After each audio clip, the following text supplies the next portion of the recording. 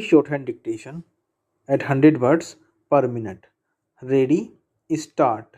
We know from experience that democratic societies which guarantee individual freedom and tolerance of dissent provide an environment most conducive to creative endeavor and the establishment of socially just societies.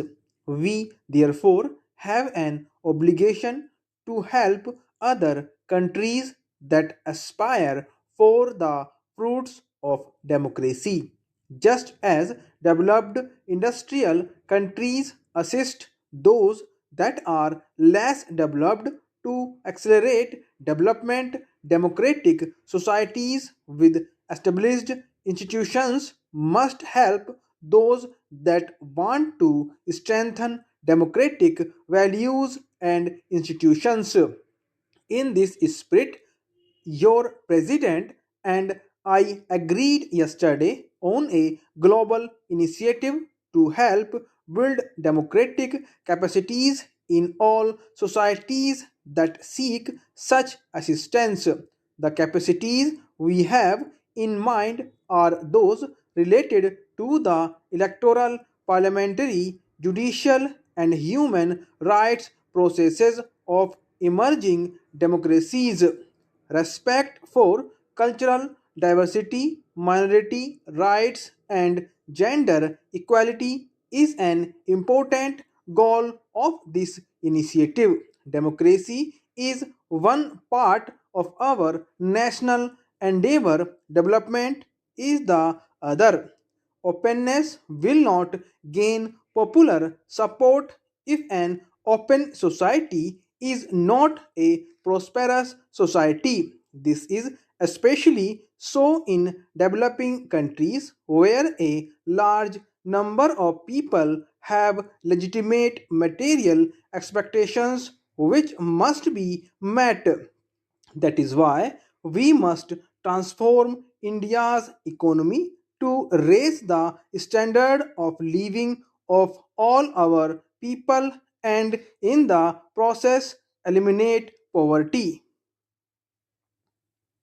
India's aspirations in the respect are not different from those of other developing countries, but we are unique in one respect. There is no other country of a billion people with our tremendous cultural, linguistic, and religious diversity that has tried to modernize its society and transform its economy within the framework of a functioning democracy. To attempt this at our modest levels of per capita income is a major challenge. We are determined to succeed in this effort. To achieve our developmental goals, our policies and strategies must be in step with changed circumstances and especially the opportunities now available in the global economy. Our Prime Minister, standing at this very podium 2 decades ago, spoke of the challenge of building a new on old functions. He started a process of reorienting India's economic policies, which has been continued by successive governments. The economic policy changes that have been made in India have far reaching implications. They have liberated India enterprise from government control and made the economy much more open to global flows of trade, capital, and technology. Our entrepreneurial talent has been unleashed and is encouraged to compete with the best. We will continue this process so that Indian talent and enterprise can realize its full potential, enabling India to participate in the global economy as an equal partner. We are often criticized for being too slow in making changes in policy, but democracy means having to build a consensus in favor of change. As elected representatives, you are all familiar with this problem. We have to clear the doubts and calm the fears that often arise when people face the impact of change. Many of the fears we have to address are exaggerated, but they must be addressed. This is necessary to ensure sustainability. India's economic reforms must be seen in this light. They may appear slow, but I assure you they are durable and irreversible. I am happy to say that our efforts at transforming India into an economy more integrated with the world have borne fruit. Our rate of growth of GDP has increased steadily and has averaged around 6.0% per year over the past 2 decades. Poverty has declined, although more slowly than we would like. We are determined to improve on this performance.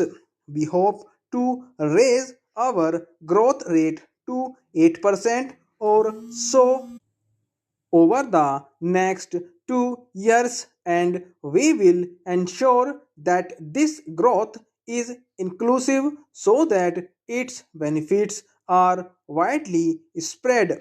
For this, we must act on several fronts. We must do much more in health and education, which are crucial for human development. We must continue to open up our economy. We must impart a new impetus to agricultural development. We must expand investment in economic infrastructure, which is a critical constraint on our growth prospects. India's growth and prosperity is in American interest. American investments in India, especially in new technology areas, will help American companies to reduce costs and become more competitive globally. Equally, India's earnings from these investments will lead to increased purchases from the United States. The information technology revolution in India is built primarily on US computer related technology and hardware. There are many other examples of such two-way benefits with both sides gaining from the process. US firms are already leading the foreign investment drive in India. I believe 400 of the Fortune 500 are already in India. They produce for the Indian market and will hopefully also source supplies from India for their global supply chains. We welcome this involvement and look forward to further expansion in the years ahead. India needs massive foreign direct investment, especially in infrastructure. I hope American companies will participate in the opportunities we are creating. The 21st century will be driven by knowledge based production in the world. Stop.